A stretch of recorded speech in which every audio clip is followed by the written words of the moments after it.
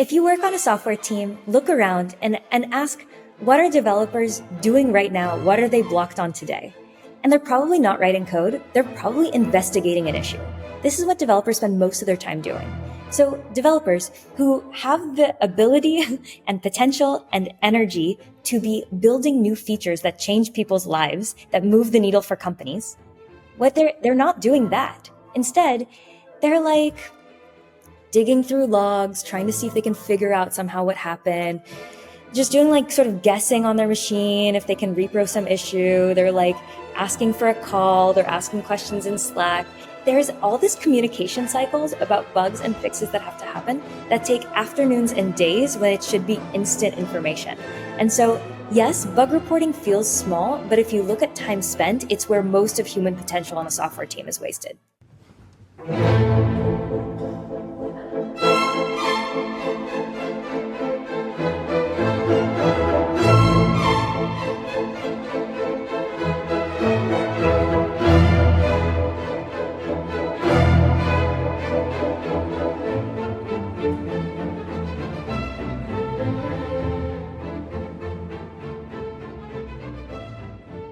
Hey, everybody. I am so excited today to welcome Dani Grant to the Slow Hunch podcast. Dani and I have been colleagues and friends for many years now. She was a product manager at Cloudflare, a USV portfolio company. And then she joined USV as an analyst a bunch of years ago, and we worked together directly. And then now we work together on her company, Jam, which she's been building for the last couple of years. And we will talk today about her Slow Hunch, which is about enabling the joy that comes from building things together. And this is something that I've experienced directly with her.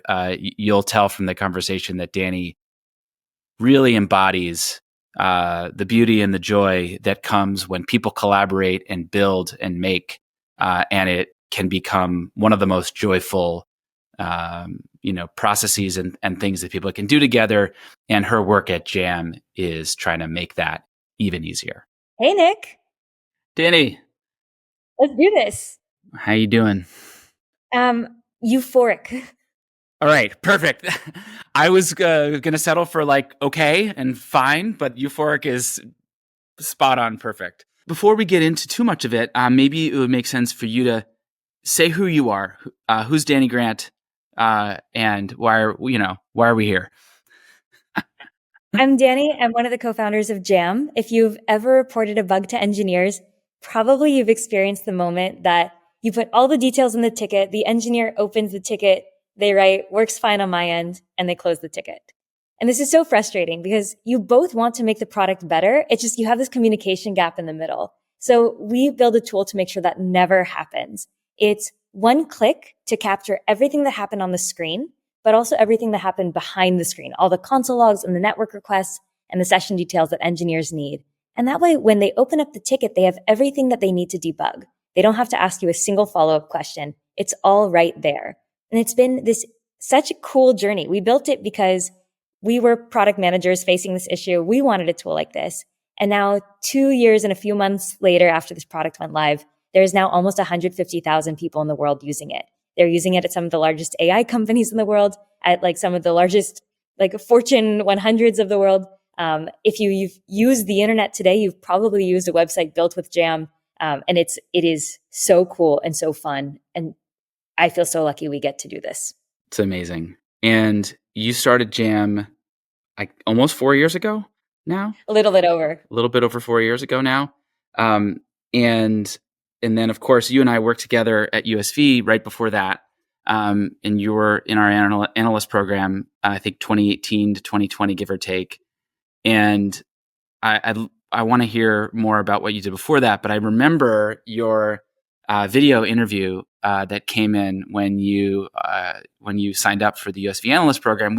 Everybody sends in a video, and I think you and I had actually interacted a little bit when you were at Cloudflare before that. And so I recognized your name and I watched your video, and I remember thinking, out of the hundreds of videos we're getting, I was like, I think this person is probably a lock and a shoo-in for a spot in the analyst program, because you have such great energy and you're clearly like excited to be building things and be part of like making the internet, which is, I think, the joy that we get to do every day.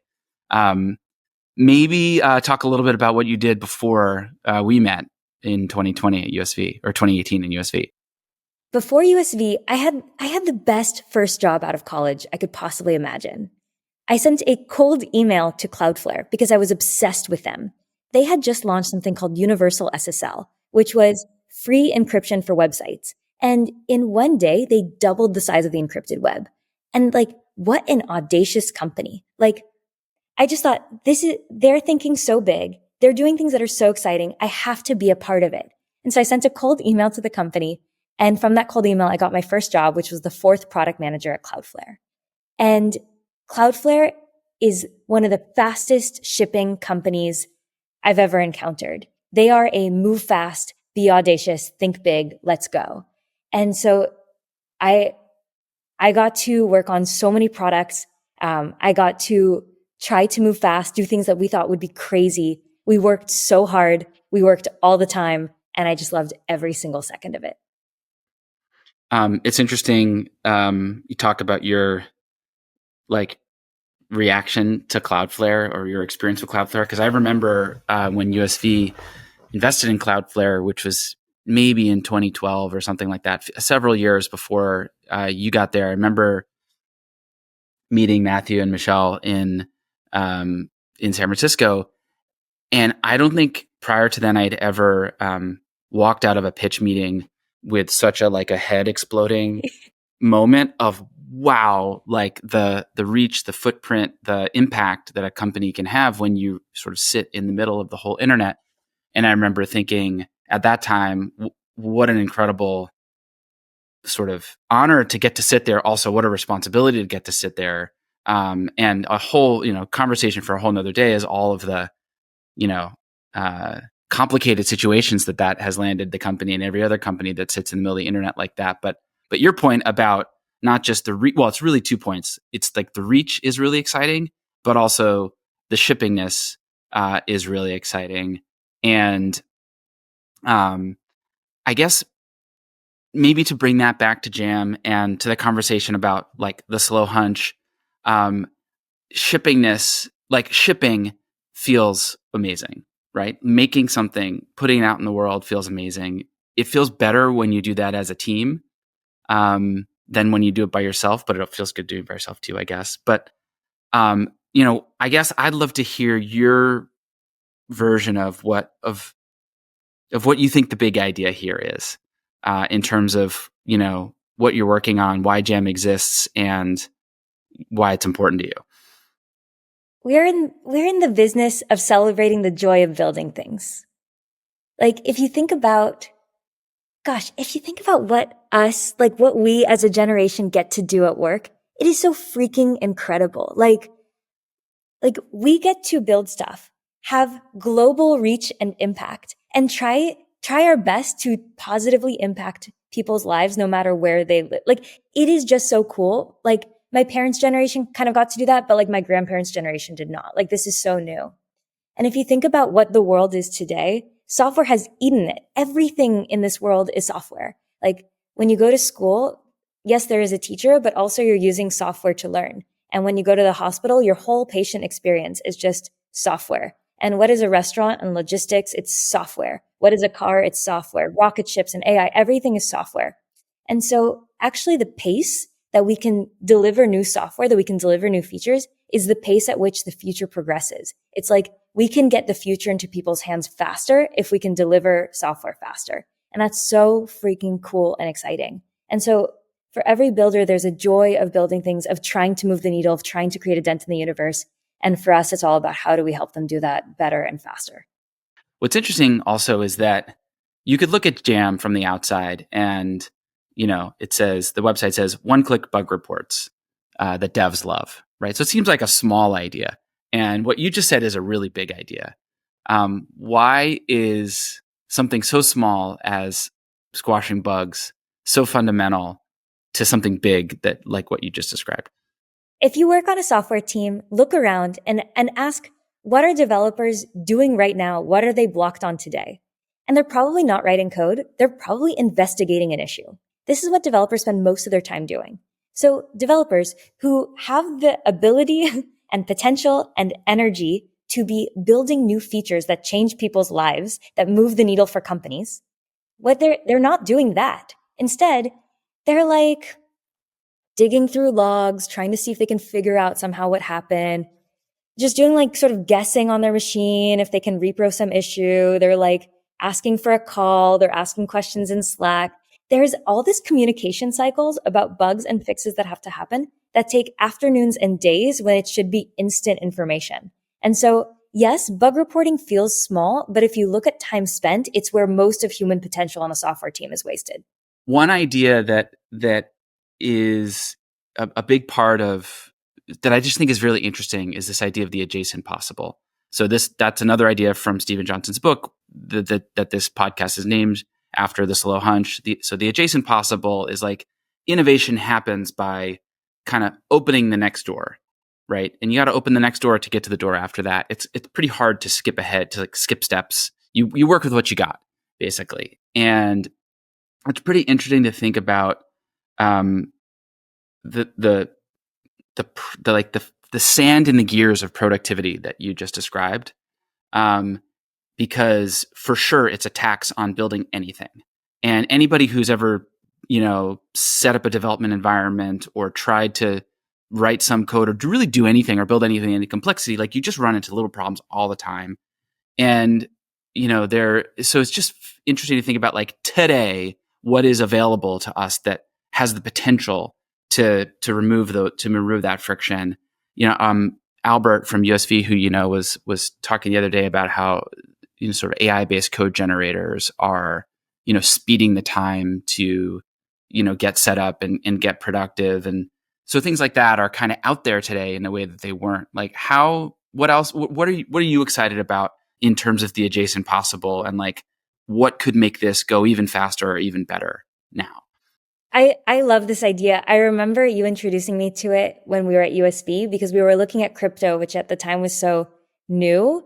And we were sort of remarking on sort of the waves of different apps happening in the space and how they were all sort of inspired by each other. It's like the way you innovate is you see, that person did that. Now I want to do it with this twist. And so it's cool how like innovation is also inspired by each other. The AI stuff is super inspiring and so great.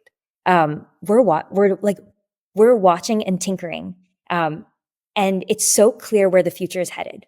So in today's world, whenever there's a bug reported in a company, the first step that happens is 90% of the time, a senior engineer has to go look at the ticket, and then they write in the comments notes for a junior engineer to help the junior engineer like sort of figure out where in the code base even to look.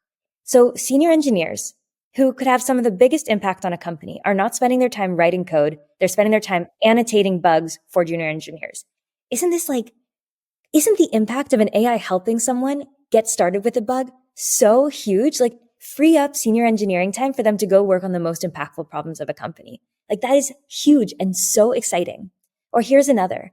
There are like all these little tiny tweaks that have to happen for a product to feel so great that people are able to adopt and use it seamlessly. Like copy tweaks, like the copy on a button matters. Design tweaks that make you feel like it's simple to use so that you actually go and use it. Like all these little things. And in today's world, someone has to point it out. An engineer has to figure out what they mean. They have to figure out exactly what the person wants. They have to implement it, test it, review it. Like, it's just these tiny changes take so much time. But isn't it so clear that with AI pretty soon, like, and a designer is just going to go in and like the website is going to feel like Figma. They'll make all the changes and all the pull requests will be like generated, and an engineer might just review it. Like, it was so close to it. And so one of the things happening at Jam right now is there's like a channel in our Slack where engineers are doing like nights and weekends tinkering. And we're just always trying the latest model, seeing, is this good enough? Is it good enough? Is it good enough? And today's AI is like not quite there, but we're so darn close. And so that's what I'm really excited about. And what does that, I mean, I don't know, what does that even look like? Like play that forward a little bit. All the friction is gone. The senior engineers can spend their time on the best things. You can look at a product, like think about like the copy not being right, like emote to some system, like the change that you'd like to see, and it just gets made, like how close are we to that? And then like, I don't know, what are the implications for living and building in a world like that where things are moving that fast? In today's world, products with incredible design changes behaviors and lives. Like the iPhone is an amazingly designed product. It's changed the world. Tesla is like a beautifully designed car. It changed the world. Like if you think about what are the products that you actually stick with and use, the design is front and center. And it's really, really just incredible. And the reason for that, of course, is most of us are not going to put in a ton of effort to learn a new tool. So in order for a tool to have the impact on us that it wants to have, the design really matters. And so our ability as like a species to create better design tools rapidly means that like the future will progress faster. Like this is so, so, so cool. The other thing that's cool here is like now in a software team, you need to like a lot of people have great intention, great ideas, but they're not able to impact the product so directly. And so there's sort of a lot of human potential that's like limited impact. But just to unblock that and let people go and contribute is like the future is already accelerating faster than it ever has. And I think that will continue. It sounds like what you're describing will also require or necessitate or at least open up the potential for kind of a different way of collaborating, like a different forum for collaborating or a different fabric for collaborating on product and design. Maybe a different set of tools or something. Like how much have you thought about that? Just in general, and also for maybe where that could take Jam. Ben Evans is one of the technologists that I listen to everything he says. I think he's brilliant. I love his way of seeing the world and talking about technological cycles. And he says in every new wave, first the tools extend our workflow, then they change our workflow. And so you see it in AI tools. First, the tools extend our workflow. So basically first AI dev tools were like fancy autocomplete. And then you're seeing the new wave is completely changing the workflow. So Devin was the first time that I saw a tool that changed the workflow, where instead of an engineer doing every task, an engineer delegates every task. And you can imagine a future where every single engineer has like 1,000 Devins reporting to them. But the problem is that like, it's not enough to do the work. Then there's iteration and incorporation, and there's a lot of feedback cycles. Like if you imagine being an engineer and having 1,000 junior engineers reporting to you, you're going to be spending a lot of time communicating with them. And so one thing that I think will change like concretely is right now, like for our product, every single jam is created by a human and sent to a human, trying to show like, hey, this needs to be fixed in this way. I think that in the future, a lot of jams are going to be created by engineers communicating to AIs, just trying to in one shot clearly show what needs to be changed. I think that's sort of where this will unfold. We're going to be spending a lot more time thinking about human to agent collaboration, human to agent like bandwidth of communication. I think the framing you laid out is exactly right. Sort of like step one has been AI as co-pilot, sort of like help me write this, help me write this code or help me write this text. And then step two is AI as agent. Yes. This idea is sitting right there, but somehow it's not yet fully unlocked, right? There are a lot of companies working on it. There are a lot of venture money going into this idea. There's sort of like a sense that it's there, but it's not activated yet. Do you have a sense of what it might take to activate it? It used to be 15 years ago, if software like wasn't that good at something, it was kind of okay. It was cool that it just existed. You would try to use it. You would sort of jump through hoops to use it. But in today's world where your whole life is running on software, like our whole company runs on software. Our headquarters is a Slack channel. All the work that we do is software based. Like I don't have any printed papers. Things just have to work because every single person in our company is staking their professional reputation, their social capital in the company. Like tools at work just have to work 100% of the time. And so the quality bar is quite high for you to actually adopt and use an agent. And so if you imagine there's like best in class AI agent right now that gets it right 75% of the time, that actually is not yet good enough for you to use because you have to review its work every time. And so it's giving you more cognitive overhead and it's actually giving you more work to do. It'd be faster for you to do it itself. And so there's going to be an inflection point where it reaches like, okay, 99% of the time it's good enough. And then suddenly the world will transform. Basically, it's about trust, right? Copilot is You add that trust step manually, and agent, slash autonomous slash, or like coworker, let's say copilot versus coworker, requires a whole lot more trust, and we're just not quite there. And I think you're right. It's a little bit about quality. It might be about some other things too that could unlock that quality. But it does seem like that is right on the doorstep. And one of the things that we talk about a lot at USV is what we were talking about a minute ago, which is the potential for sort of exponential progress as that happens, which is really hard to wrap your head around. If all this happens, all the sand, not only do we remove the sand in the gears, that's there today because it's annoying to plug things together and communication channels aren't wired up just right, but then we add every engineer has 1,000 engineers working for them. Every designer can make 1,000 iterations. Every piece of everything is times 1,000, and then that 1,000 is times 1,000, and it's times 1,000. I don't even know what to think about what that means for what things look like, and maybe even for how much change like we're able to handle as a species, because I think there may be some sort of limiting factor there also. I think you're right. I think the biggest rate limiter is how quickly we're willing and able to change our behaviors. And so it's good to have a rate limiter. Like tradition is I think an important counterweight to what's technologically possible. One thing that I'm really excited about is, so if you look at like what the internet did to media, the internet made distribution extremely cheap. And suddenly we had a Cambrian explosion of media outlets, where in the past it was just like there were a handful, they were very centralized, they were major. And now it's like everyone has a Substack. These Substacks are profitable to have because distribution cost is like near zero. And so it's suddenly profitable to run your own media company.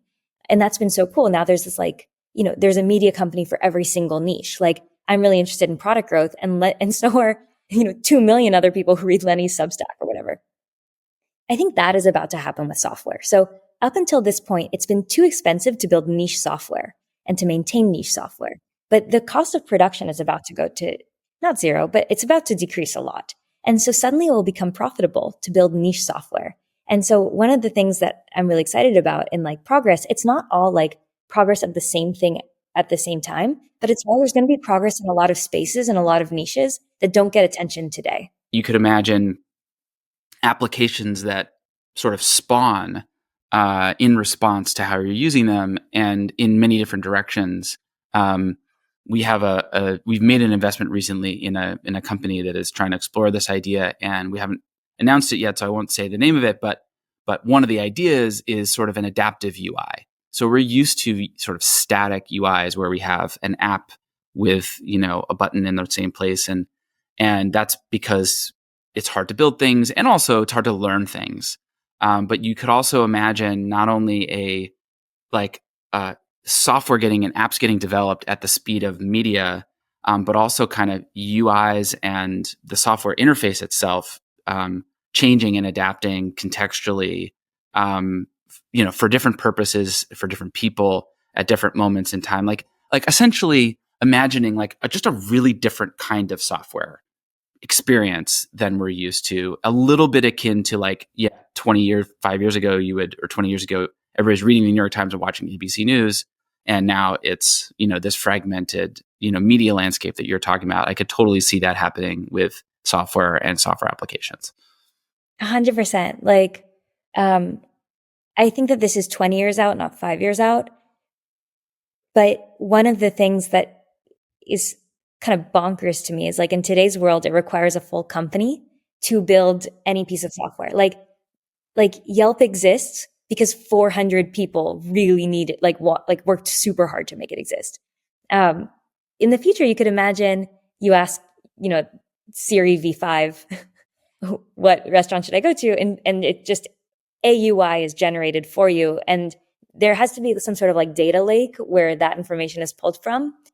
But the UI itself doesn't necessarily need a company to maintain. And that's very interesting. I'm really excited about that. It feels very futuristic. Yeah, we're seeing it though. We're seeing versions of that already. I think today there are certain categories where it's very inexpensive to make an app. And I think the two areas where we're seeing it are on top of like blockchain and crypto infrastructure and on top of AI infrastructure. And the way I've been thinking about both of those things is as we externalize more of the infrastructure, either through open source models or hosted models on the AI side, or through like blockchains where you've got, transactions, sort of data, um, reconciliation of data, and the thing you just mentioned, which is like some sort of data lake, right? So if you can have sort of compute like a brain like AI, data like a data lake, and sort of addresses and payments and publicly verifiable computations all as external resources, then the surface area for building at least certain kinds of apps, I think, has the potential to be very, very thin. And I think the future you're painting is maybe 20 years away, but already today it feels like today it feels like it felt in 2006, 2007, when it was like, oh wow, we have this whole like internet JavaScript app stack, and a team of two can just go build an app. We're seeing that today in AI land and in crypto land, and I think that's going to keep happening. We're like, what is blockchain but a shared database? And aren't those the pieces you need for an autonomous agent to be able to go out and piece together apps on the fly? Right. And the piece that doesn't exist yet, but I think is really, really important and one that we're looking for is what is that data lake?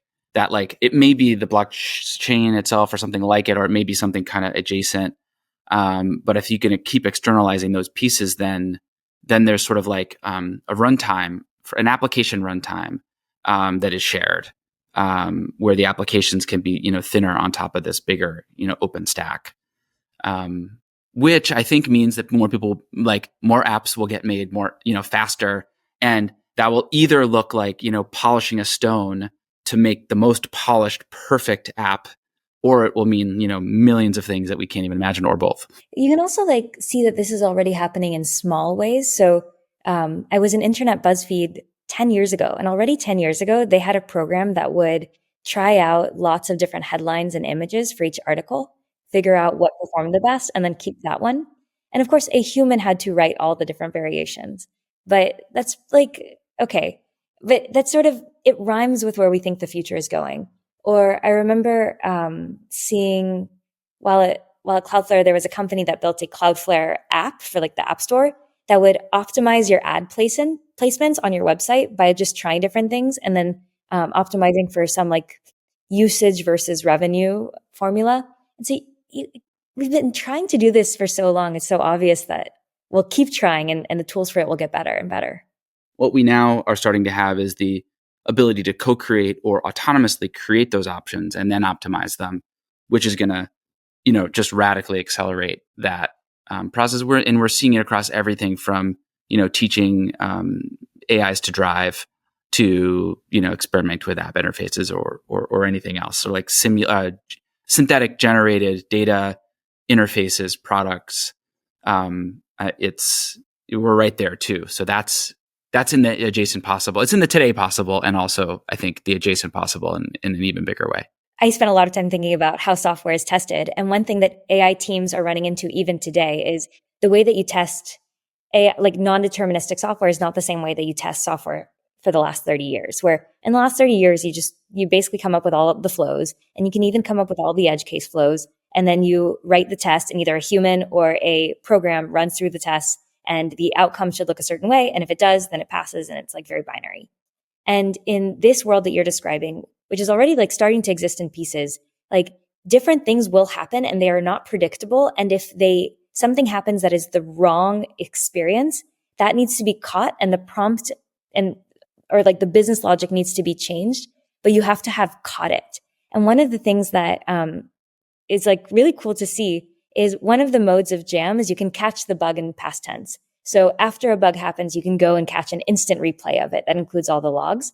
And one of the cool things that we're seeing is that AI companies are using that instant replay because it is the only way to capture what non-deterministic software has done and share it back with the team so you can figure out how to improve the prompts. That's awesome. Yeah. And I'm hearing from a lot of our portfolio companies that, teaching product teams and engineers how to work with this new stack is just really different, and it requires a different way of working, a different way of thinking about tools and how to use them. And it requires new approaches, like the instant replay on Jam, which is one of my favorite features on Jam. I'm really curious to kind of go back a little bit and understand more about how you got here. You talked a little bit about Cloudflare. Maybe you can talk about what happened at Cloudflare, or even how you got there. But really, what I'm curious about is like, why do you care about this, and what were the moments along the way that like piqued your interest and steered you here? I grew up in the Silicon Valley. I went to Mountain View High School. After school, we would walk over to the Google campus. We'd ride the Google bikes around. We'd have to go late, otherwise we'd get in trouble. We had the first invites to Google Plus. Ask me anything about circles. But it was a school where like nerdiness was really like the thing. Everyone was just in this sort of brain space. It was like old Silicon Valley before startups and how they exist today. And one of the coolest, like luckiest parts of going to school in Mountain View, California, is that the tech companies nearby would donate equipment and software to the local schools. And Mountain View High School did something really cool with it. They took all that donated equipment and they put it in a couple of classrooms in the back parking lot of the school. And they allowed 100 students every year, instead of going to 3 classes a day, to spend an hour and a half in that back parking lot classrooms making stuff with that software. And that's where I got introduced to Photoshop and InDesign, and it was the joy of making things. It was so darn fun. And I was so hooked. Like it is infectious to put effort into something and to craft it, and like all the creative, like moments, and then to show it to someone and to see their reaction. That is like an infectious moment. And so when I went to college and did hackathons, it's just an extension of that, going into PM, into product, like all of it is, there is a joy of making things. And I think it really all started from that. I couldn't agree more. My story is a little longer than yours because I'm old, but I remember, I remember getting when my dad brought home had at work an Apple II computer, and that was the first computer I used. And I remember the feeling of being able to just type something in and make shapes on the screen. There was a program called Logo, which was very, very old. It was like one of the very first design programs. And that was in like, for me, like the mid 80s. But then I actually had a summer job during college at Lehman Brothers, of all places, the investment bank, but in their graphic design department. And I don't know how I ended up with that job, but I ended up in making, ad announcements about like investment deals. And that's when I learned how to use Quark Express, which is like in the same category of like Photoshop and Illustrator, and basically like software that makes it really easy to make something and have it be like, something that the world can see somewhere, somehow. And I had the exact same reaction of just falling in love with that feeling of putting in time, tweaking, making, and then like, having it out in the world in some way. It's addictive. It is totally addictive. So what about like after that? Yes. I went to NYU, and I went to a really cool program within NYU where you make your own major. So instead of being like a math major, every single semester you just take classes in your focus area. You have a professor sign off to say like, this is fine. At the end, you say what you studied. And so it was very, very exploratory.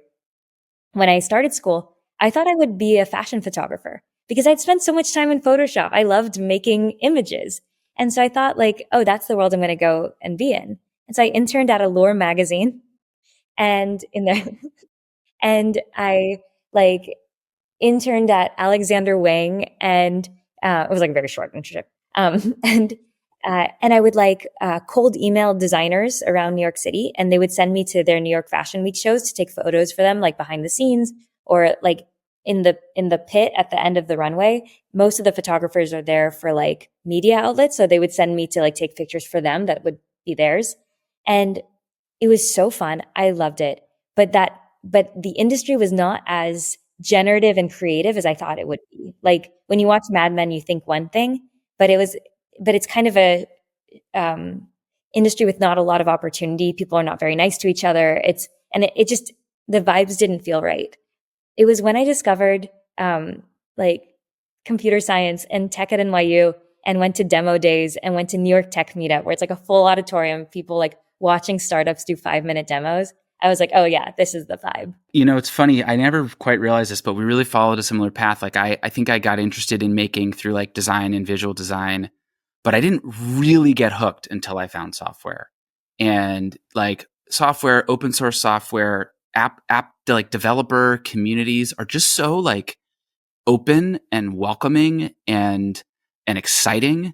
And every couple of years, there's some new technology that's kind of showing up that's like everybody's kind of excited about and tinkering with. And I felt like the software world, in my case, in the early 2000s, was just so welcoming.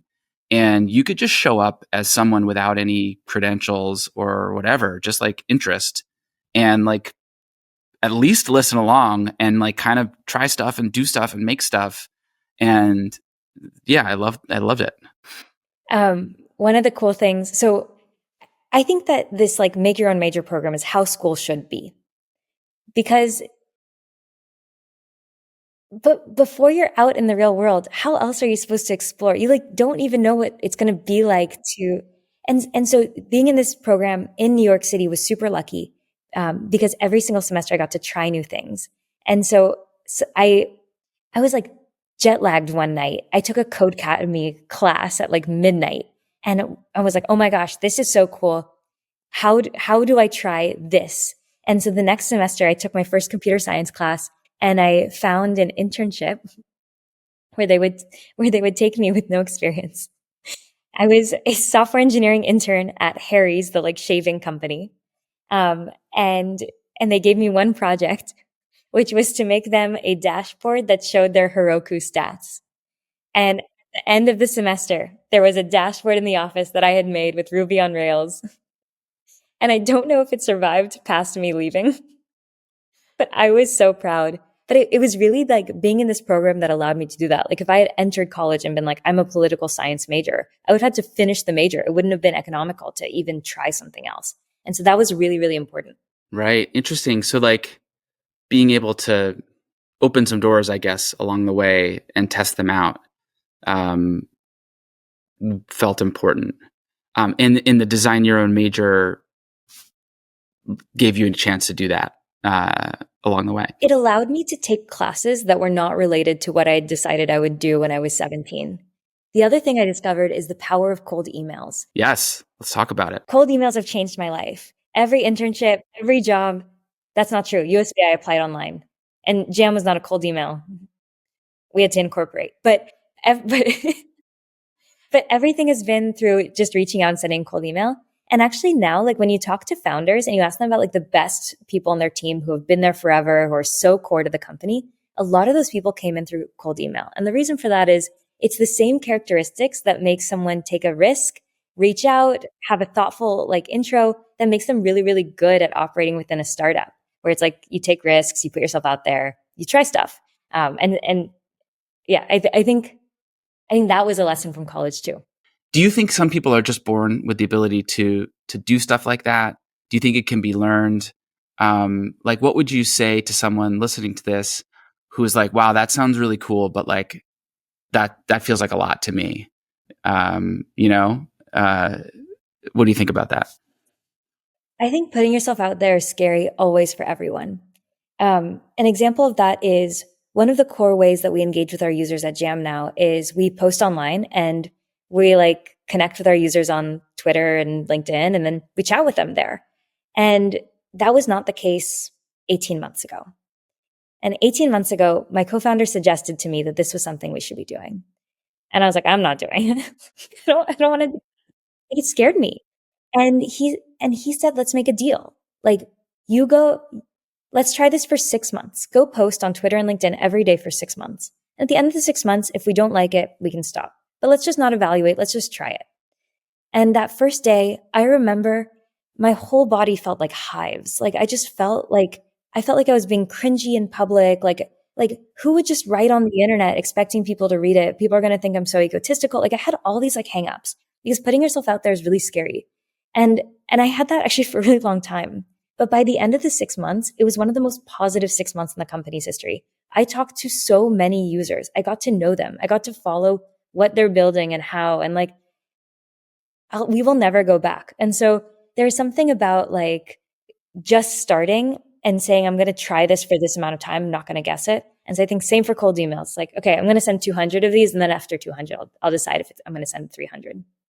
I think that's such a powerful idea because I think with anything like that, that's scary and putting yourself out there. Doing it once is terrifying. Oh, it's terrible. Doing it right. Doing it twice is probably is still terrifying. Doing it 3 times is still terrifying. Doing it like 30 times, probably by that point you're just like, well, I did it 10. I might as well do another 20 or another 10 or another 10. And then now you're just doing it. This is how we do all experiments at Jam, by the way. Like, we started a podcast at Jam, and we decided we would do it for 12 weeks, then evaluate. And then at 12 weeks, we decided to renew for another 12 weeks. But we always put like a time cap. We're like, we're going to try this for this amount of time. I'm really curious about how people who are doing this push themselves into the unknown and allow themselves to be uncomfortable, but still make it work. So I think that's really good advice. Another question I have is, and that I always like to ask, is about people who were important for you along the way in terms of, crystallizing an idea or opening up a door or identifying, a turning point or something. So you just mentioned your co-founder, Urtifa. Are there others, like who have been if any, the key people for you who helped you, chart the path? Did you play a musical instrument in like elementary school or middle school? I did, in fact, and weirdly, this was not planned, but this is the drum head from my drum set in my basement when I was in middle school. I had a band called Sound Outlet, and this is the guitarist. His name is John Whitlock. He's actually now an amazing artist. He drew this like scary skull on the drum head, and so anyway, I played the drums, but I was never that good at it. But I played the drums in my basement, and we had a little band in 7th grade. Yeah. Oh my gosh, what a relic! Starting in 6th grade, I started playing the flute. And all right. I had a teacher who, if we said the word can't, we would have to go back and rephrase it. And every single year we would have to audition to re-be her student. Her bar was so high for us. And it was like I was 11, 12. It was the first time in my life where someone had this like high bar and expected me to meet it. And like, suddenly I was, practicing every day. I really cared. I was doing scales. And it's like someone just treating you at this young age with like, I believe in your potential, but it's going to take effort for you to meet it, was so, so, so influential. Like, I think she changed the course of my life by treating me like that at age 11, 12. Wow. That's incredible. And she was just trying to get you to play the flute, not, start a company that's going to change the way all products get made on the internet. She's the best. There's some funny things about playing flute that only flutists know. So, okay, for example, if you want really good sound, you have to like use your abs. And there's a trick, which is if you wear high heels, your abs are more like activated. And so I used to practice in heels to like practice those muscles being used. But also when you compete, if you just wear really high heels, you'll just sound better. And so that's like trick that only flutists know. Another one is like, if you can open your teeth when you play, your sound is really good. And the way that you get muscle memory is you force them open. And how do you do that? You buy peeled almonds and you put them in the back of your mouth while you play. There are all these like things that you do when you're practicing something to compete and win that like you never think about otherwise. Do you have any tricks like that now that you are, trying to run and lead and grow a company? Yes, I have one, which is at 9 a.m. every morning, I get an energy boost because at 9 a.m. every single morning, we do demos. We do 15 minutes of demos. And there's nothing more energizing than someone showing something that they put a lot of effort into. And now everyone gets to see it for the first time. God, that's so cool. And every single day, someone shows a demo. Yes, because the bar is low. So it's technically screen shares, not demos. And it's just share instead of stand up where everyone's bored and not really paying attention to each other. What did you work on? Just share the things that are actually happening. So people just share their screen and say like, I just figured out how to do this. Check this out. Took these lines of code. This is how I'm doing it. Like that's a great screen share. I love that. And I also, Silicon Valley in particular is so drenched in, personal productivity and life hacks that it's like a cliche. But the idea of getting an energy boost through something exciting that your team is building is awesome, especially when you're in the business of helping teams build things. Like there's like many levels of why that is cool, and inspirational. And I mean, maybe that's a great segue into another topic, which is, building startups is hard and it's uncertain and it can be a grind and it can take a long time and you can go down paths that are the wrong paths. And um, I notice that there seems to be a time around 5 or 6 or 7 years where sometimes founders can get kind of exhausted, especially if they haven't, summited the mountain yet. And what you just described is I think a really nice piece of energizing yourself and your team. But I'm curious, like, you're on this path. It's not a happy path every day. How do you manage that? So we're 4.5 years in. When we started the company, I was 26.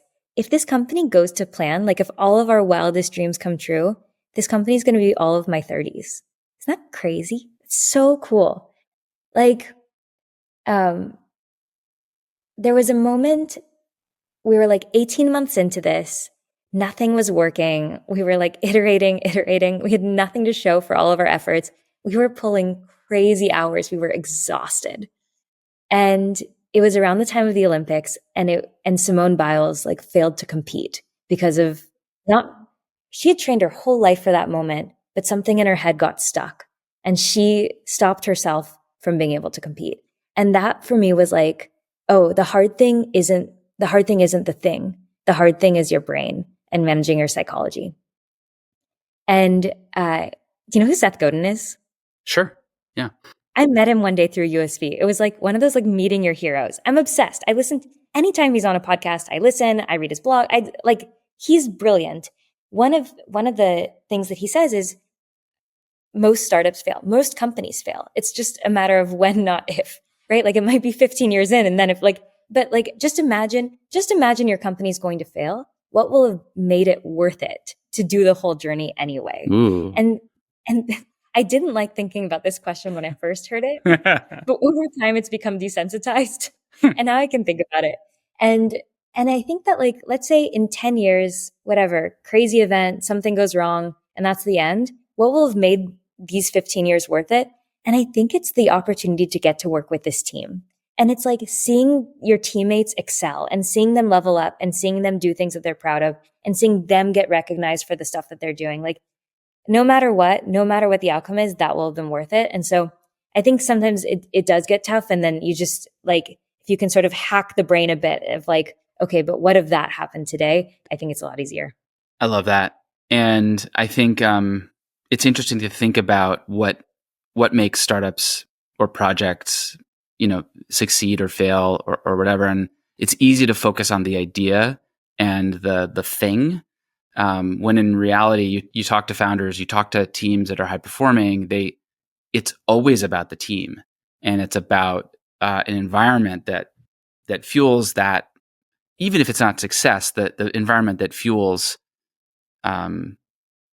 interest and output and good feeling among the team members. And, hopefully you have somebody on the team, or maybe it's you as the CEO, like your flute teacher, who's, creating a high standard and helping everybody achieve it in a loving but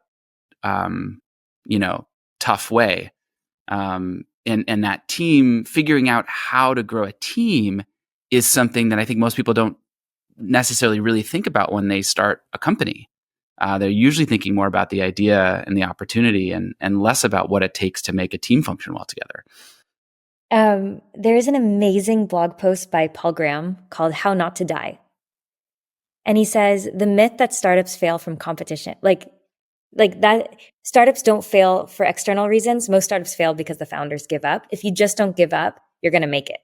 And I love all the examples of this. Like, do you know the Notion story? Not really. Notion is like a 12-year-old company or something. And their first 2.5 years, they didn't hit PMF. They were running out of cash. They had to let the whole team go. It was just the founders. They moved to a cheaper city and they just spent they just like works like crazy and rebuilt it from the ground up with everything they'd learned over the last 2.5 years.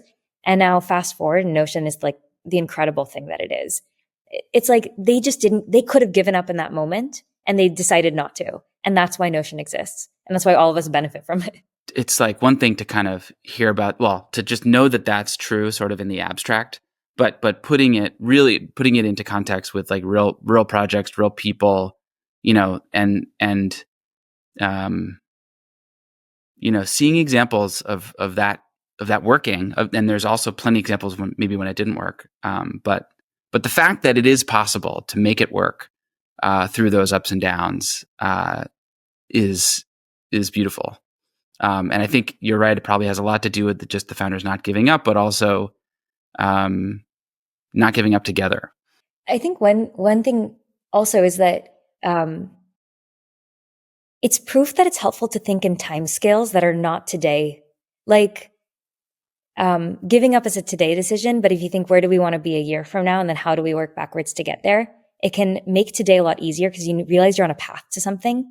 We recently had a conversation in the team about something. We have this like crazy edge case that we've been working on that's like really important to some users to fix. Like, and like we're racking our brain. We have no idea how to fix it. Like, it's just, and we're like working day by day. Like, okay, what did we do today? Did we get any closer to the problem? And yesterday we had a moment as a team where we're like, well, let's say we want to fix it not today and tomorrow. Like, let's say we wanted to fix it a month from now. What will we do tomorrow?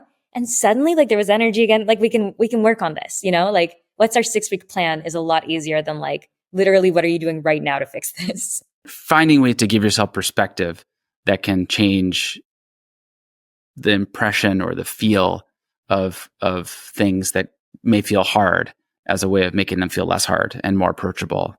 I think that's really cool. Well, I think we're getting close to the end here. And I don't know, anything else that we should talk about?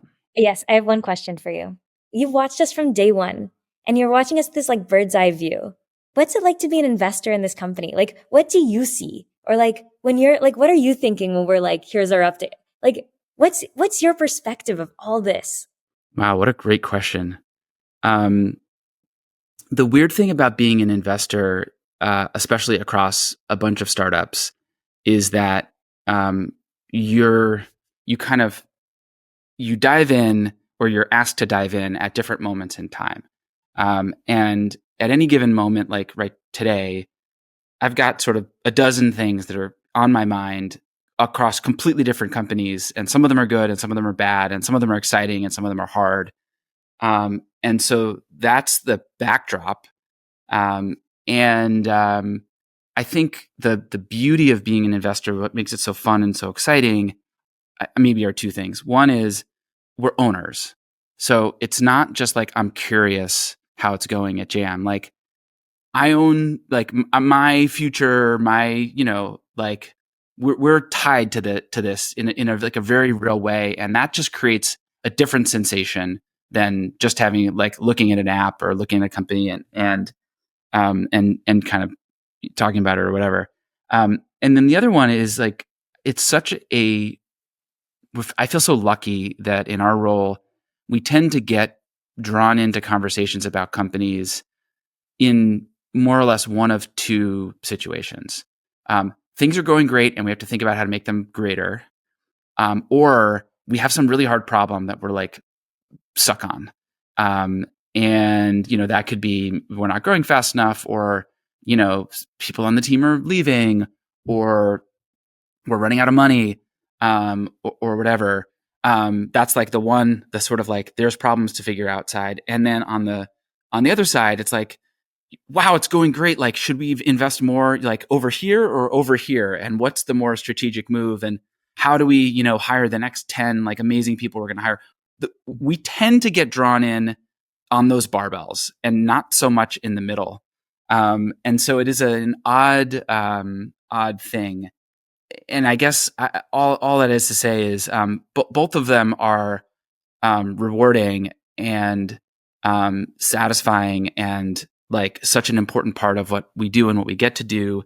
And I think the most important thing for us is that along the way, along this whole journey, I think we invested in Jam maybe 4 years ago now. It's it's important for us to be as close as we can to what's going on along the way, so that when these moments call for our deeper attention, we have all the context we need. We know the product, we know the team, we know the market, we know the decisions that have gotten made. And even if we haven't been closely involved in all of them, that's all there as background knowledge, so that when the moment comes for us to really dig in, like we feel prepared and able. That's cool. You've come in for both those moments for us. In the very beginning, pre-product market fit, when we're like, it's been 18 months, nothing works. What should we do? And then also when it's like, okay, the thing is working. What should we do? And both are great. And it's been such a pleasure to have the chance to do that with you and your team and be part of this journey. Likewise. One of the most fun things about investing and also building products is this sort of process over time to take something that feels a little bit hazy but important and like crystallize it down into the thing that you think you mean, right? And that can be an idea, it can be a blog post, whatever, but it's also like a company. Like so much of what we talk about and I talk about with all the entrepreneurs I work with is like getting down to the essence of like what is the company. And then sometimes there's a moment where it sticks and you're like, oh yeah, that's what we're building. That's what it is. And then it's like, things just sort of flow like water from that point. And that process is in some ways the process that I'm trying to unpack with this podcast about the slow hunch, and that, refinement over time until at some point you're like, oh yeah, here it is. No big deal. But it's actually like a decade of work. Everyone is focused on the aha moment. You're focused on the 12 years before that. Exactly. Well, with that, I will say thank you, Dani. Thank you so much. So nice to see you. Really appreciate you coming on. And good luck with everything. And we'll let you get back to the euphoria of launch day at Jam. Amazing. Thanks so much, Nick. Have a great day. All right. See you, Dani. Bye-bye.